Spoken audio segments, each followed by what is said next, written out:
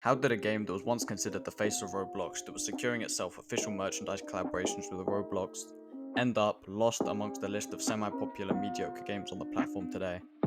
This is how Jailbreak went from controlling an era of Roblox to becoming a relatively washed game. Jailbreak, developed by Asimo 3089 and Bad CC, was released on the 21st of April 2017, with a cops vs robbers theme to the game, except this game was a bit different to normal cops vs robbers, as the main thing this game had that others lacked was innovation and quality.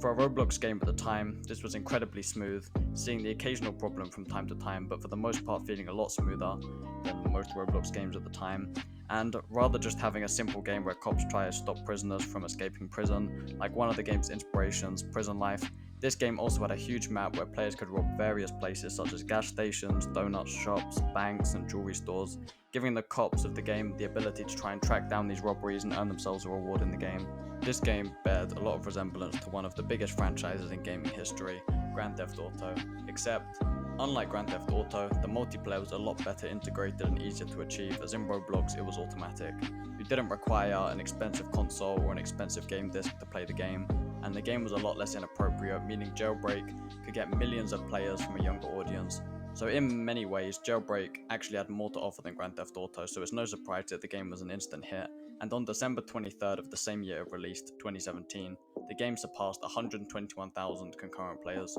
which was for the record for the time.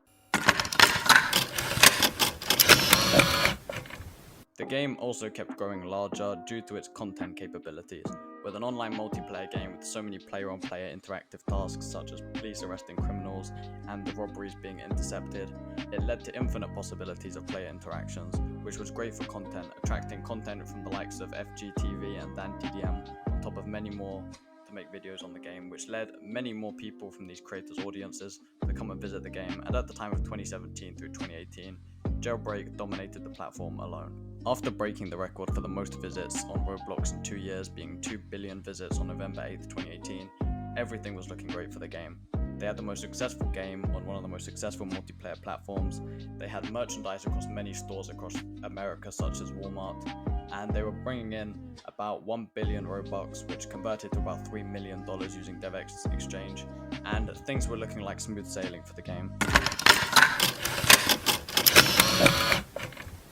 In 2019, a game originally created in 2017 rose to the top of the front page. This game was called Mad City. Mad City had quite a lot of similarities to Roblox Jailbreak and instantly gained some criticism for this at the time. This game shared the stage with Jailbreak and it had a few minor differences like the addition of heroes, but for the most part the game was pretty much the same as Jailbreak, especially in concept. But as of 2024, Jailbreak has easily won the long run, with Mad City being pretty much forgotten about, sitting on around 2,000 players, with Jailbreak easily reaching 8 times this. But Mad City wasn't the only game that faced criticism for ripping off games in this field, as Jailbreak themselves actually had a lot of criticism over its similarities to a game called Redwood Prison, and then the very popular game that still is active to this day, Prison Life. And this was for the very similar concept at the start, whereas with the start of Jailbreak, you had a basic prison, basically you fought guards with weapons, you scavenged from around the prison until you get a keycard to escape, or a fellow prisoner, if they had a keycard, they could help you escape. And after that, you would return to the prison with an AK to fight the guards, or if you really wanted to, you could fight other prisoners. And the game is only really similar in concept with the start of Jailbreak, though Jailbreak has the purchase of vehicles, robberies, a huge open world, and with many things to do after the prison, unlike Prison Life. So Jailbreak can't really be considered a rip-off of Prison Life, and at best it could be considered inspired by Prison Life. But a big reason for the game facing criticism was that Redwood Prison and Prison Life lost half of their players after the release of Jailbreak. But I believe the reason for the loss of players is because Jailbreak was basically the same game but of a way higher caliber and way higher quality, and with infinitely more to do. So there's no reason for these people to play the games when Jailbreak exists, which is basically Jailbreak suffering from success at this point.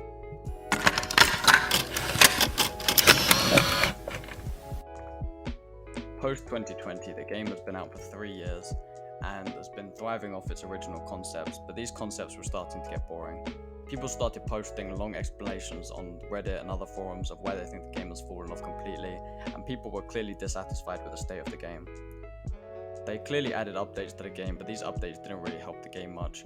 as adding new vehicles so you can drive a bit different to how you did with your last, or adding a new place to rob so you could do the same robberies but with some small changes, wasn't enough for the community. And on the wiki it reads, the gameplay was criticised as stagnant since its concurrent years at the top of the platform, making no major changes in the actual gameplay. It was clear that people were starting to feel less and less enthusiastic about Jailbreak updates. With the increase of big games rolling out post-2020, such as Blox Fruits and Brookhaven, which sit on around 500 to 600,000 concurrent players, for Jailbreak to survive in this environment, or to try and even get close to where they were, they would need absolutely huge and dramatic gameplay changes with a huge update.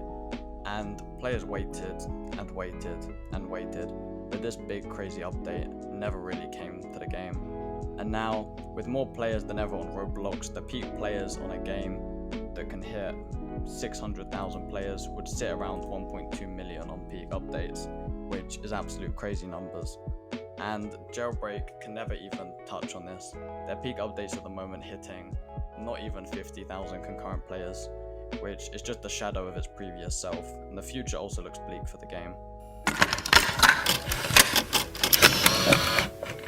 March 29th, it was announced that Roblox Jailbreak would no longer be receiving monthly updates after one last live event, highlighting that they want to continue endeavors on games away from Jailbreak to avoid bloating Jailbreak with stupid updates for a niche section of the player base, and the only updates or touches made to the game would be minor cosmetic additions and important bug fixes, but aside from that, the game was pretty much complete.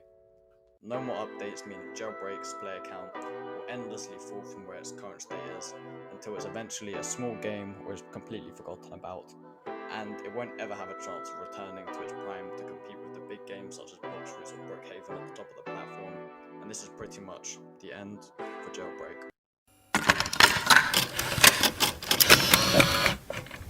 With Roblox Jailbreak pretty much removing themselves from the competition of the prison or cops and robbers based games, it leaves a very open place in the community that a game will hopefully one day fill.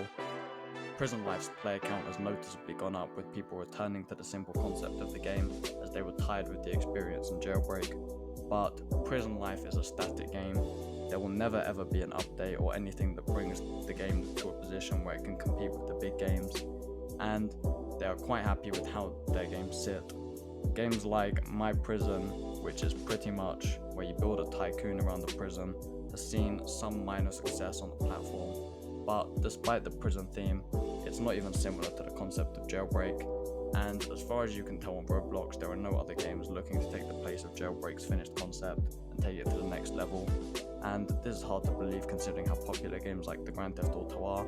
with the trailer for GTA 6 beating view records on YouTube if you put Discord's accidental viewbot scandal aside. So all that's left is for a new studio to take the place of these retired games and build the next titan of Roblox.